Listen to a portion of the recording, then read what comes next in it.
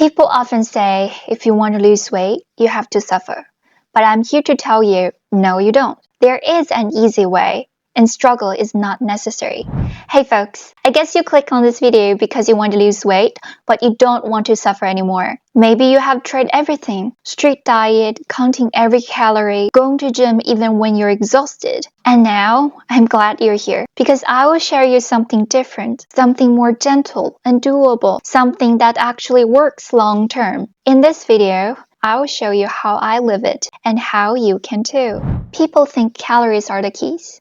Yes, calories are a base unit of energy. So you might think if you consume fewer calories than your body can use, you will lose weight. But in real life, real body, it's not always work that way. You can have two people eat the exactly same thing and do the exact same workout, and still, one gains weight while the other loses it. Why? Because your body is not a calculator. It's a complicated ecosystem, not just a math problem. So if you really want to keep your weight within a healthy range, or if you want to have a great figure long term, then counting calories or doing more cardio, they're not the most important things. There's something deeper going on.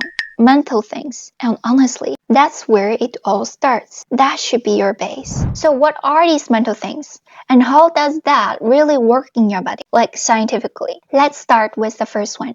And honestly, it's a big one. Stress. And right next to it, fear. These two are like best friends. Fear of gaining weight, fear of eating the wrong things, fear of not doing enough, fear that your body will never change. All of that creates stress. And here's what stress does inside your body. It sends a signal called I'm not safe. So your body goes into a survive mode and it releases a hormone that tells your body hold on to fat just in case. That's why losing weight is not just about food or exercise. It's about creating a sense of safety inside yourself. And when you feel safe, your body finds it's easier to let go of fat.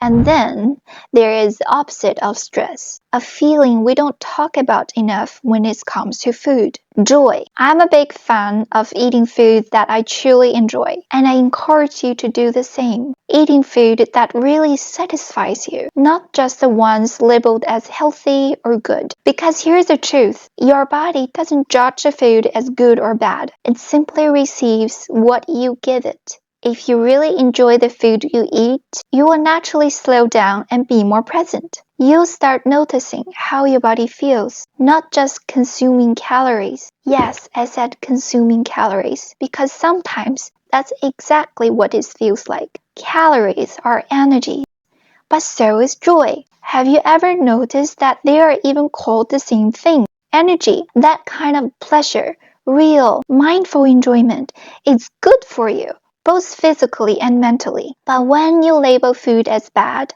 and then eat it with guilt and regret, your body also consumes the emotion with the food. And that emotion, guilt, actually harms you more than the food itself. So what if what you crave is usually called unhealthy? Maybe you love instant noodles, chips, fried chicken, or bread with lots of butters or cream.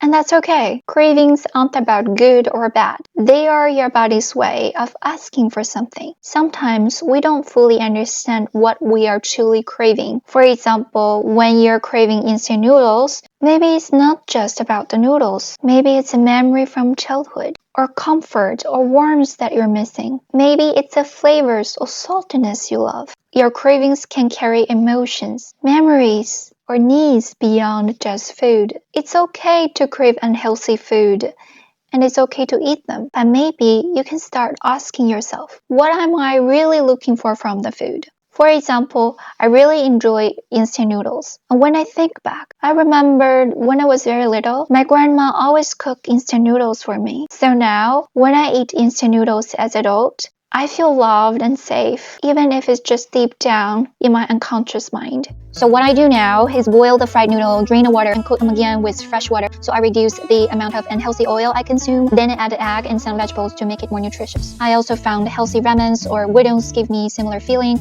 so now I tend to choose a healthy version. And I encourage you to do the same. Eat with no shame, no guilt. If I eat something, it should make me happy. And it's okay to enjoy your food. If I eat extra cake, I enjoy it. and then I move on, because guilt adds stress, and stress adds weight. As long as you're aware of how much and how often you're consuming the less healthy options and make healthier choices most of the time, there's no need to worry. You don't need to be perfect to have a great figure. And don't worry, your natural craving won't lead to an unhealthy lifestyle. Your body is smarter than you think. If you could relax and truly listen, it will guide you towards balance. Eat too much meat one day, you'll probably crave for something lighter the next. Eat a lot one day, your body may want to skip a meal, and that's okay. It's fine to skip breakfast if it doesn't serve you. And no, you don't need protein in every single meal. What truly matters is a bigger picture. How do you eat over a whole day or even a whole week? When you see it that way, you will feel so much more relaxed and free. And what is the bigger picture? It's not just about the food. Sleep plays a huge part too, especially if you want to maintain your figure or lose weight. Have you ever noticed that when you're lack of sleep, everything is harder? You may feel anxious, overwhelming, like everything is a mess. But after a good sleep, then you look at the same problem,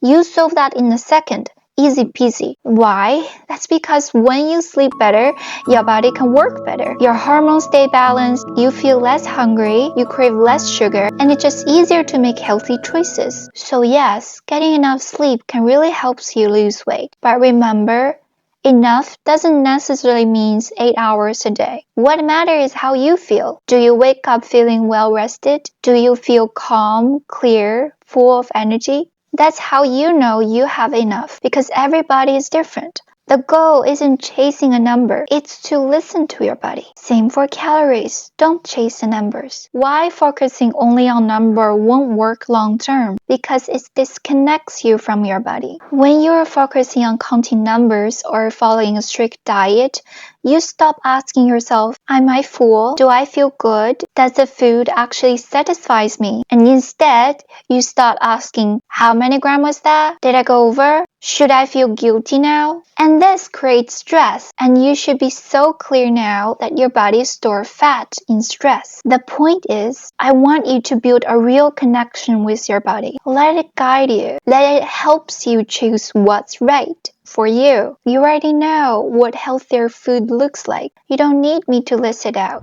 When you eat, try to listen to your body. It will tell you when to stop if you're willing to listen. But the thing is, most people don't. If your attention is on the TV show, TikTok, or your phone, you probably won't notice when your body says that's enough. And sometimes we feel like we have to finish the food we ordered, even when we already stuffed, because we think, I paid for it, I shouldn't waste it. So we keep eating, even if we are uncomfortable. You know what I do? If I'm full but still enjoying the food, I simply pack the rest for later. I don't care if someone wants to judge me for taking food to go. At the end of the day, this is my way of treating my body, living my life, and I do what serves me. After eating well and get good rest, now let's talk about movement. Yes, exercise can help you stay in shape or even help you improve your shape. But no, you don't have to work out to lose weight. Your body isn't meant to be pushed through 6 hours workouts a day. At least that not feels natural or sustainable for most people. Movement should feel good. It should add joy,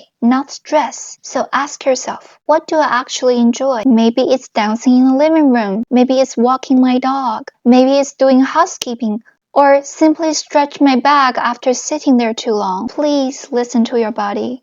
Treat it well. Most people treat their cars better than their body.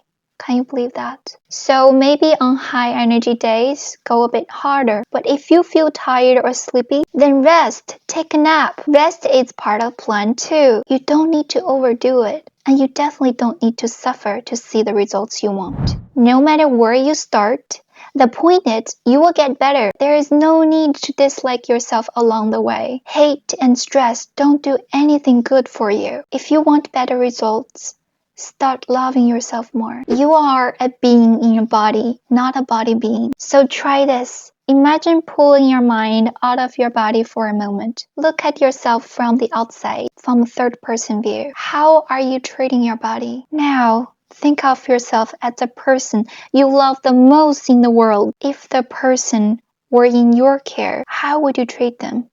What would you do differently? So, here is the heart of it. Keeping a great figure and a healthy lifestyle start with a kind mindset. Eat from love, not fear. Be mindful of what you choose and add a little bit of discipline. When you build from the right foundation, the figure you want and the healthy body you like will follow naturally. I hope my video can help you build a better relationship with food. I hope you start loving your body more and choosing a lifestyle that actually feels good and lasts. I'll talk to you soon.